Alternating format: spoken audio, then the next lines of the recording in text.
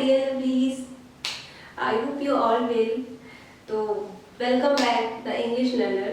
आज की वीडियो में हम बात करेंगे हमारे एक जो बहुत ज़्यादा फेमस है, हमारा नेशनल एंथम। नेशनल एंथम हमारे किसने लिखा था? रविन्द्रनाथ टैगोर, जो कि एक बंगाली थे और उन्हें बार ऑफ बंगाल कहा जाता है। तो बंगाल में एक जो हमारा जनगण मन है, हमारा नेशनल एंथम, वो पहले किस भाषा में लिखा था? उसकी लैंग्वेज थी बंगाली और उसे लिखा था टैगोर ने। और किसमें लिखा था? क्या थी उसकी थीम? उसकी थीम थी अमार सोनाल बांग्ला। मतलब जो अमार सोनाल बांग्ला है वो बंगाली में लिखा गया है और उसे अभी भी उसका यूज आता है बांग्लादेश में भी उसे अमार सोनाल बांग्ला ही कहते हैं। बट अपने इंडिया में इसे ट्रांसलेट किया गया था। किसने किया था? टैगोर ने किया था। पहले उन्होंने लिखा बंगाली में, फिर उन्होंने इसको ट्रांसलेट किया हमारी हिंदी लैंग्वेज में, जिससे हम कहते हैं जनगण मन अधिनायक जय। Welcome back guys, the part of Bengal के बारे में आज बात करेंगे।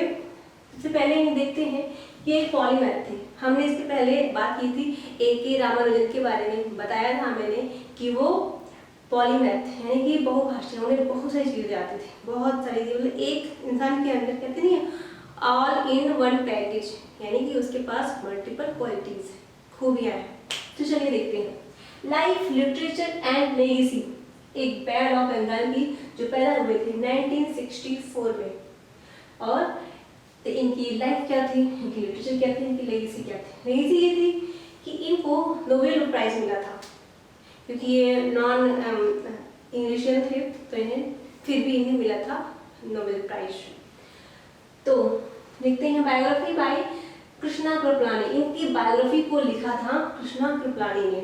Next, universal humanism and spiritual, यानी कि ये जो इनकी थीम थी लिखने की, ये लिखते थे यूनिवर्सल ह्यूमनिज्म पे एंड स्पिरिचुअलिटी पे लिखते थे। नेक्स्ट, अब इनके वर्क को हम देख लेते हैं।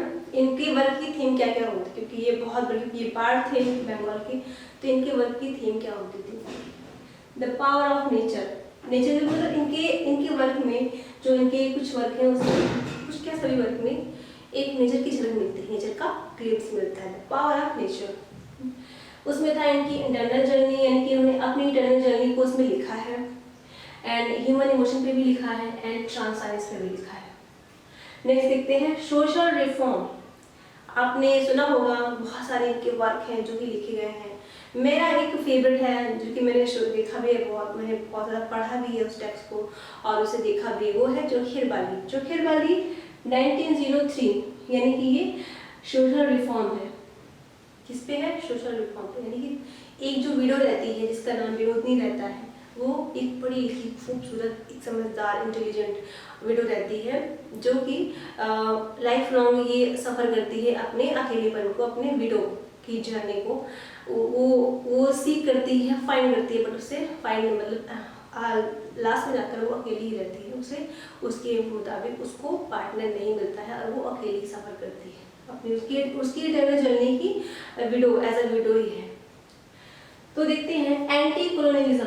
इन्होंने इस पे भी वर्क लिखा है, आपने देखा होगा, गोरा करके इनका वर्क है, एंटी कॉलोनियलिज्म पे है। नेक्स्ट है जोखिर बाली तो हमने बताया कि कल्चर सिंथेसिस, यानी कि कल्चर पे इन्होंने प्रकाश भी डाला है। कल्चर सिंथेसिस भी इन्होंने की है, जो बहुत सारे वर्क लिखे गए हैं।